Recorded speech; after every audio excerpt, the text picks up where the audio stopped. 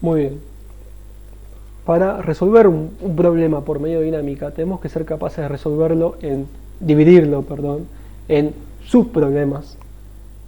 Y que estos subproblemas tengan las características que buscamos, su estructura óptima y superposición.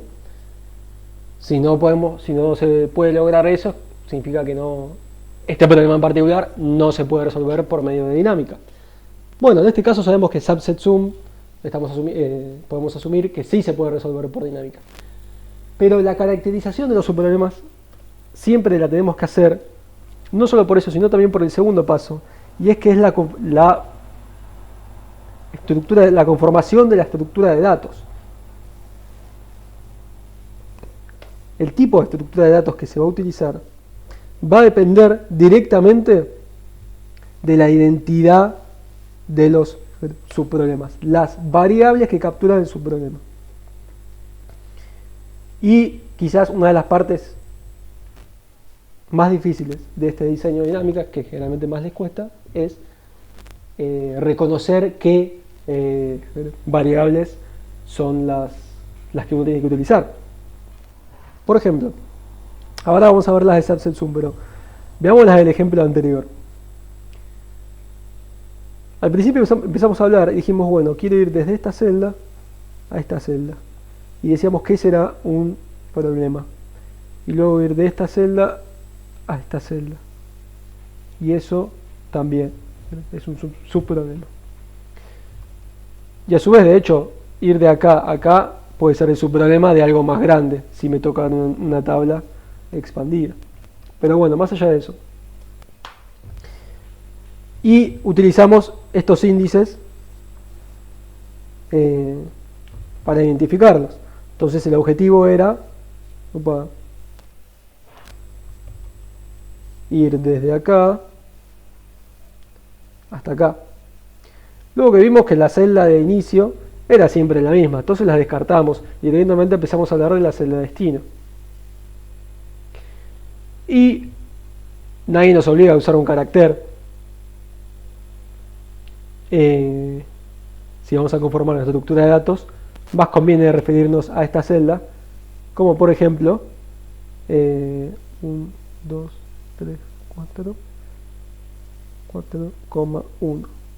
Es decir, con dos números naturales yo puedo definir este subproblema y va a ser distinto a este, porque este va a tener número distinto, va a ser distinto a este, va a ser distinto a este, va a ser distinto a este, a todos. Cada uno va a tener su par de números únicos.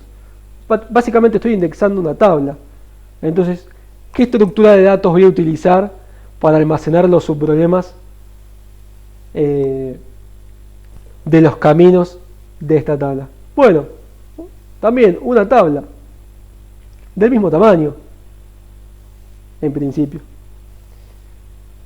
Y entonces acá voy a guardar, en principio, por ejemplo, las soluciones a cada subproblema. Entonces, por ejemplo, en esta celda puedo guardar el costo de ir desde acá a acá, a esa misma celda. En esta celda voy a guardar el costo de ir desde la celda de inicio hasta esta celda final. Y así, pero a mí la que más me importa es esta.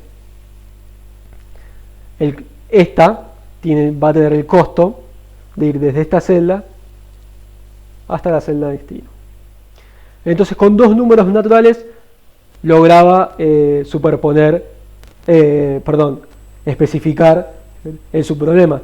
Y puedo reescribir este árbol también vamos a hacer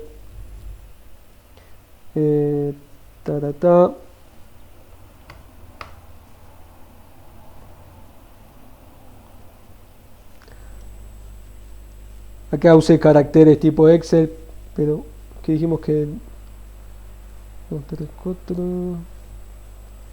Si esto es 1, 2, 3, 4, me di cuenta que necesito todas. Entonces esta sería, si esto es 1, 2, 3, 4, 1,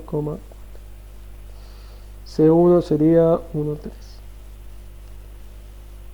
Di vuelta a la indexación el sentido horizontal. Perdón.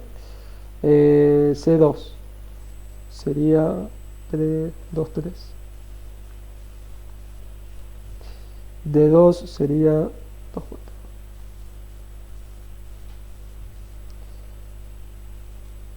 Y fíjense que acá, bueno, esta, ¿y de qué depende? Depende de 1, 2, B1 va a pasar a ser 1, 2,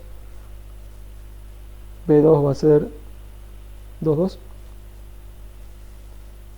con esta indexación más simple, y acá aparece C2, y C2 va a ser lo mismo que acá, 2, 3, es esta que está acá.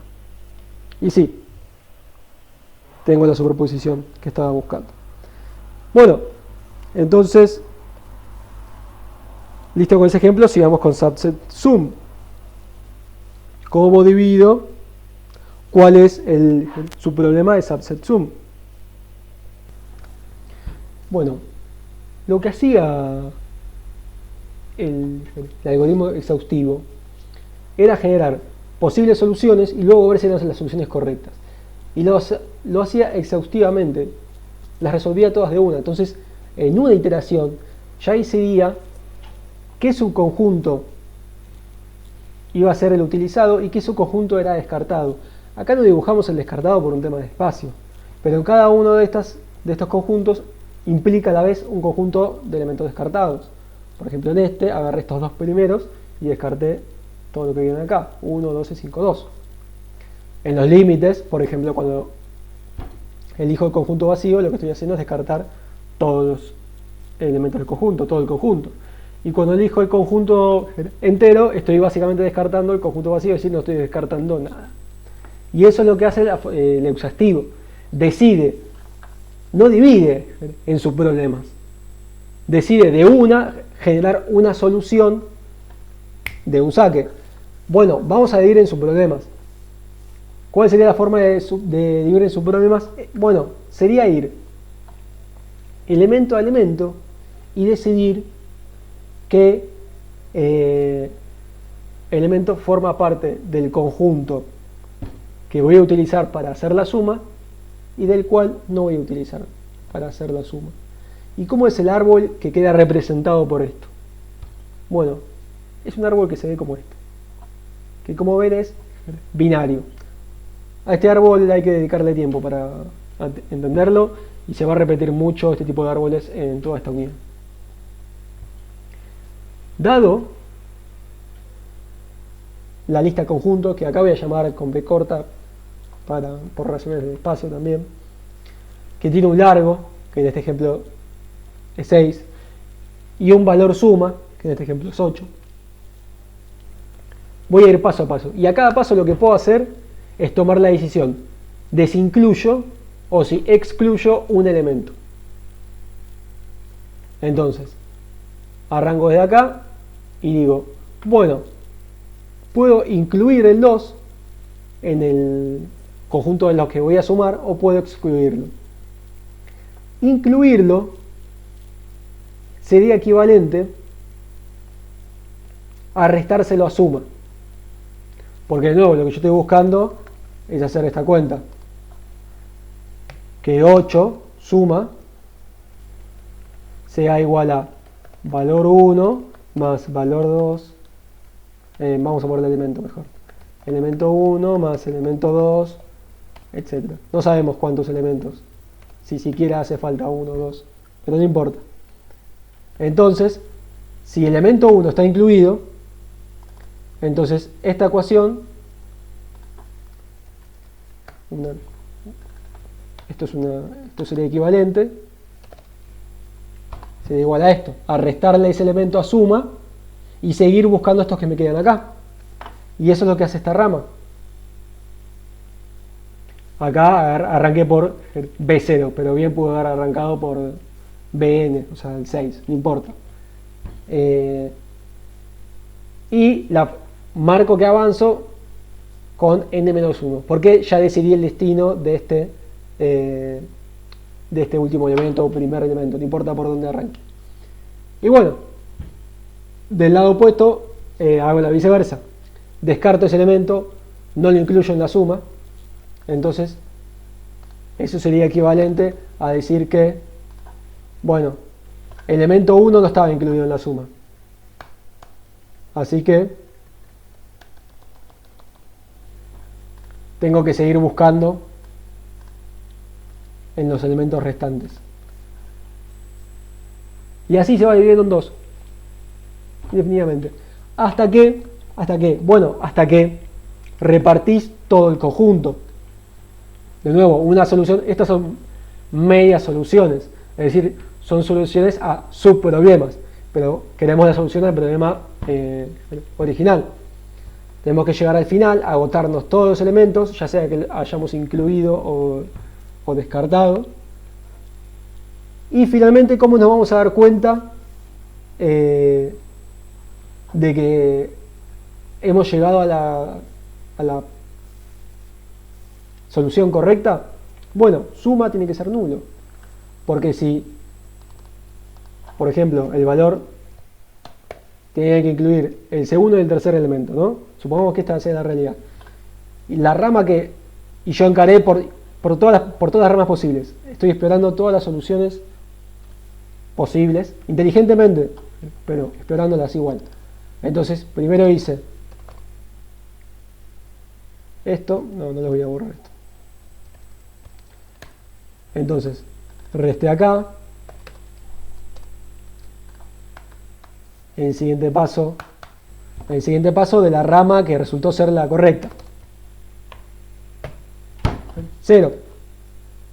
Si yo a suma le voy restando todo eso, el resultado es que esta suma modificada, llamémosle suma mod, va a ser nula. Y eso es lo que estoy buscando yo. Por cierto, les marco de nuevo dos casos opuestos. Este caso en donde le hice todas las restas a sumas por todos los elementos. ¿Cuál es este? Bueno, este es equivalente a este de acá, porque incluyo todo el conjunto.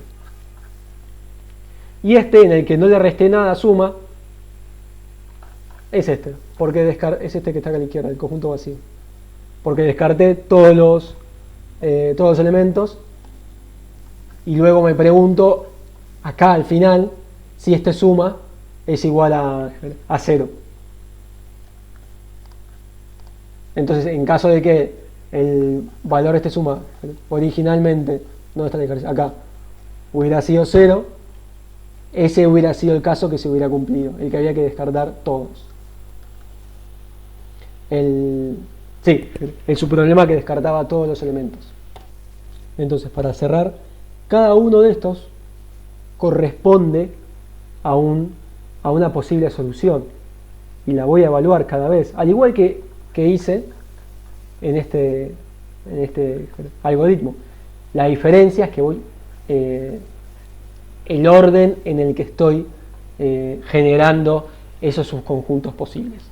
Y ahora vamos a ver que eso es fundamental porque esta división en subproblemas y esta forma en que lo resuelvo me va a permitir el ahorro de cálculo por la repetición de subproblemas que ahora se va a hacer evidente, o más o menos.